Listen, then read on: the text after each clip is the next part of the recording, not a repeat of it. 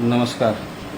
घर बांधत असताना जो मोठा प्रॉब्लेम येतो समोर तो म्हणजे प्रत्येक कॉन्ट्रॅक्टर हा घराचा रेट वेगवेगळा देत असतो. समजा तुमचं 1000 स्क्वेअर फीटचा घर असेल तर एखादा कॉन्ट्रॅक्टर त्याचा रेट 2,000 देतो, कोण 1800 देतो, कोण 2200 देतो, कोण 2400 रुपये देतो. डिपेंड करते तुमच्या ॲमेनिटीजवर, काय तुम्ही कशा पद्धतीने बांधताय.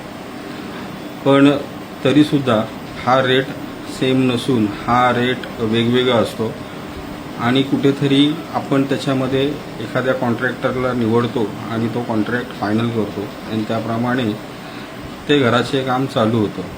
पण हे करत असताना आपल्याला समजतच नाही की ॲक्च्युअल कॉस्ट घराची आपल्याला किती आहे, लेबरला किती पैसे गेलेत, मटेरियलला किती पैसे गेलेत आणि त्या ॲक्च्युअल कॉन्ट्रॅक्टरचा प्रॉफिट तरी किती. त्या कामामध्ये आपल्याला कधीच समजत नाही की आपल्या घरासाठी ॲक्च्युअल सिमेंट बॅग किती लागले, वाळू किती लागले, खडी किती लागले, स्टील किती लागले आणि शेवटला फक्त आपल्याला त्याला जी ठरलेली अमाऊंट आहे तीच द्यायची असते. पण ह्यामध्ये ॲक्च्युअल आपल्याला कुठल्याच मटेरियलची आणि कुठल्याच लेबरची कॉस्ट समजत नाही. मग हे करत असताना आपलं घर खरंच त्या पैशांमध्ये तेवढ्या पैशांमध्ये झालं आहे का आपले जास्त पैसे गेलेत हे कसं समजायचं. मग यासाठी आपण ज्या पद्धतीने काम करतो ते म्हणजे बिलिंग सिस्टम. आणि ह्या बिलिंग सिस्टममुळे आपल्याला जे क्लायंट आहेत माझे त्यांना आपण फर्स्ट डेपासनं काम स्टार्ट केल्यापासनं ते एंडच्या दिवसापर्यंत जे काय मटेरियल लागलं आहे, जे लेबर रेट लागलेत किंवा लेबरला आपण पेमेंट केलं आहे त्या सगळ्यांचं डिटेल देतो. त्यामुळे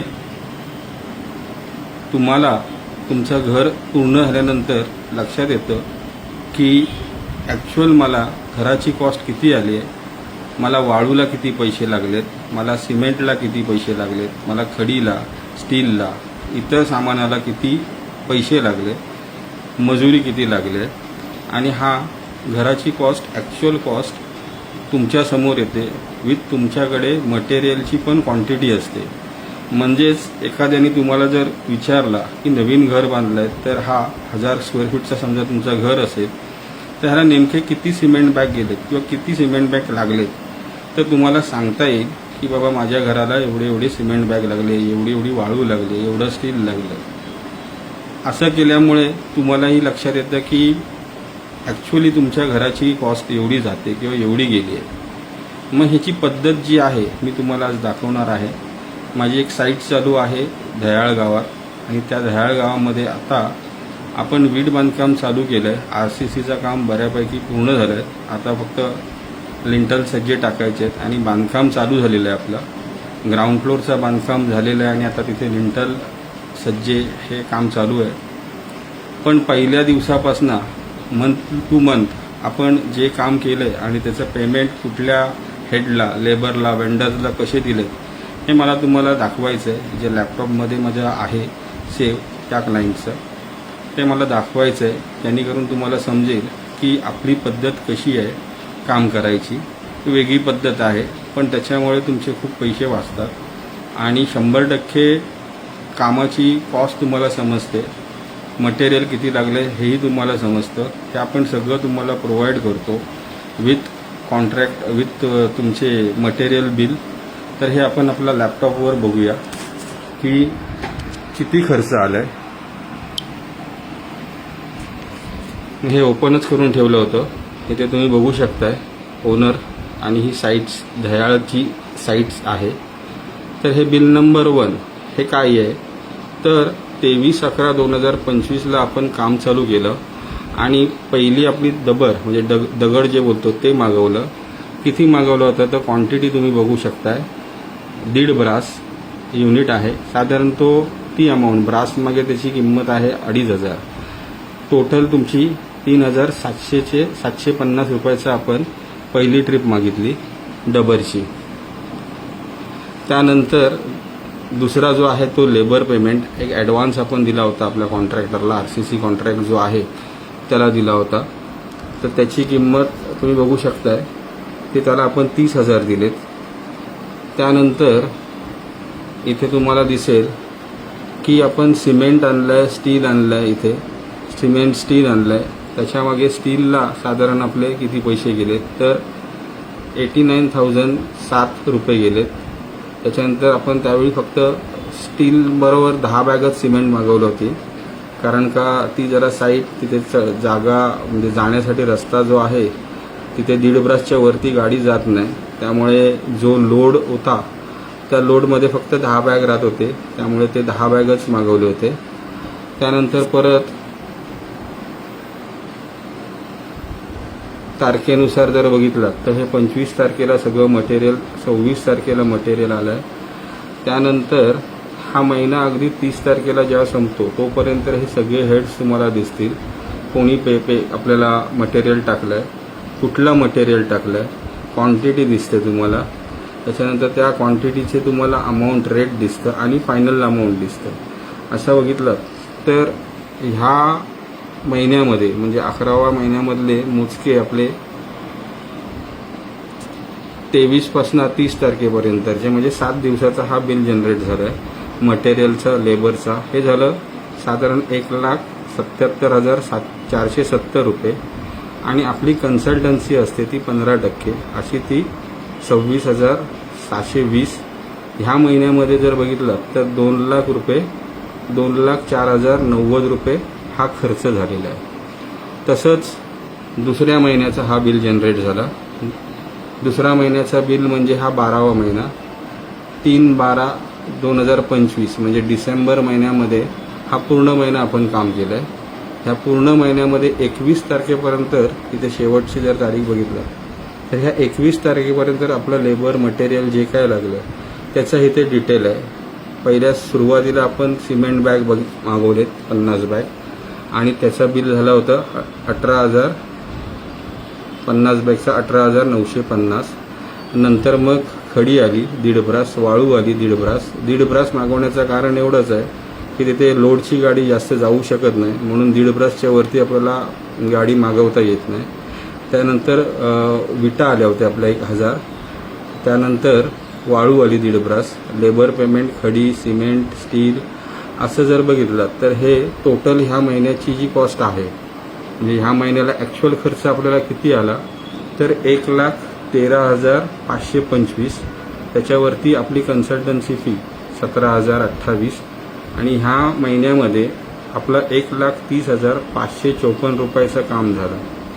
तसंच पुढे हा तिसऱ्या महिन्याचा बिल म्हणजे जानेवारी, त्यानंतर 4थ्या महिन्याचा बिल म्हणजे फेब्रुवारीचा आणि 5व्या महिन्याचा बिल म्हणजे हा मार्चमधला. ह्या मार्चमध्ये आपले स्लॅब आणि ह्या सगळ्या गोष्टी झाल्या होते. तर टोटल त्यावेळी 2,75,000 इथे बघू शकता तुम्ही, 2,75,995 आपली कन्सल्टन्सी 15% 41,399 अशी टोटल 3,17,924 हे एवढं ह्या महिन्यामध्ये खर्च पडला आहे. टोटल खर्च आला आहे ह्या क्लायंटला आमच्या. त्यानंतर आत्ता हा 6वा महिना, हा जो रनिंग महिना चालू आहे त्याचा आत्तापर्यंत साधारण पहिल्याच तारखेला आपण 50 बॅग सिमेंट मागवल्या होत्या. नंतर तुम्ही बघू शकताय 3 तारखेला 2,000 विटा आल्या आहेत. आता वीट बांधकाम चालू झालं आहे. त्याच्यानंतर वाळू आली 1.5 ब्रास, खडी आली 1.5 ब्रास. हे 5 तारखेला हे वाळू आणि खडी पडली 1.5 ब्रास. आणि असं टोटल आत्तापर्यंत ह्या महिन्याचा ह्यांचा खर्च जो झाला ह्या साईडवरचा तो 33,250 म्हणजे 6 महिन्याचा आत्तापर्यंत आपण सगळं खर्च बघितला. आणि ह्याच्यामध्ये आपली कन्सल्टन्सी आत्तापर्यंत झाली 4,987. टोटल 38,237 रुपये हा आपला खर्च झाला आहे. त्यानंतर आपण क्लायंटला हे प्रोव्हाइड असं करतो, दाखवतो. म्हणजे इथे जर बघितलं तर आत्तापर्यंत जे काम झालं आहे त्याच्यामध्ये डीलर आणि लेबर ह्याला आपण टोटल अमाऊंट किती दिले तर पहिलाच तुम्ही बघू शकताय. एक आपले डीलर आहेत त्यांना आपण 1,70,100 ही त्यांची टोटल बिलिंग अमाऊंट झालेली आहे. त्यापैकी 41,150 रुपये आपण त्यांना देऊन झालेत आणि 28,950 रुपये आपण त्यांना द्यायचे आहेत. बॅलन्स अमाऊंट आहेत त्यांनी बिल दिला नाही आहे, म्हणजे अजून बिल दिला आहे, तो बिल त्यांना फक्त पे करायचं आहे. त्याच्यानंतर दुसरे हे लेबर चार्ज आहे RCCचा, आत्तापर्यंत 3,10,000 दिले, 2 स्लॅब आहेत त्याचे. त्यानंतर तुम्ही ते बघाल तर सिमेंट आणि स्टील आत्तापर्यंत जे लागलं आहे ते 3,73,490 रुपये झालं. ती सगळी अमाऊंट त्यांना देण्यात आली आहे. अशी हे प्रत्येक वेंडर लेबर असं टोटल हे त्याच्यात दिलं जातं. त्याचबरोबर क्लायंटला त्यांनी दिलेल्या पैशाचा हिशोब आणि मंथली हिशोब हाही दिला जातो.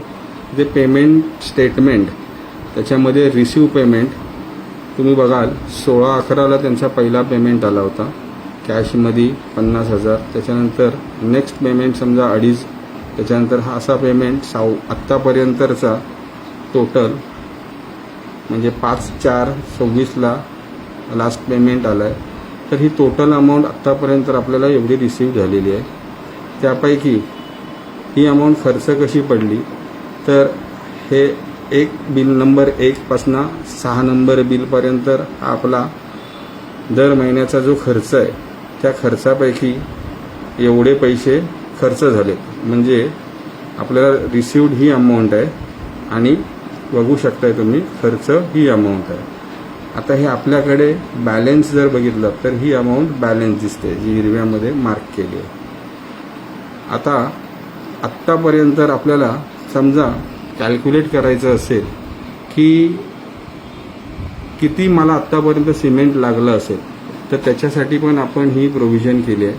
तुम्ही इथे बघू शकता आयटममध्ये bricks, cement, consultancy, covering, wood frame, door frame म्हणजे आपण केली ते हे मटेरियल आणि ह्या सगळ्या गोष्टीची जर इथे आपल्याला सगळं बघायला भेटेल. तर मी आता सिमेंटवर क्लिक करतो. इथे आपल्याला काय दिसतंय तर ह्या डीलरकडनं सिमेंट 415 बॅग आत्तापर्यंत घेतलेत आणि सिमेंटचे साधारण आपण 1,35,205 रुपये आत्तापर्यंत त्यांना पेमेंट केलं आहे. म्हणजे सिमेंट किती लागले आणि सिमेंट मागे किती पैसे गेलेत हेही तुम्हाला याच्यात समजतं. समजा स्टील बघायचं असेल आपल्याला तर स्टील बघूया किती लागलं.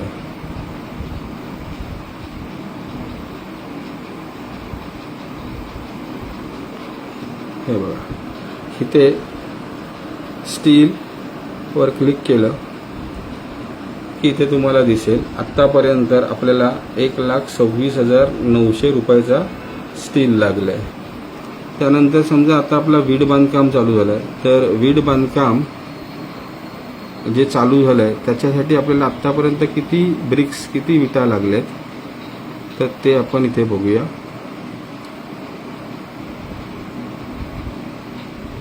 हे बघा इथे ब्रिक्सवर क्लिक केलं की इथे तुम्हाला दिसू शकतं की आत्तापर्यंत आपण इथे बघा 10,000 विटा मागवलेत आणि त्या टोटल विटांची किंमत आत्तापर्यंत कॉस्ट झाली ती 1,06,000.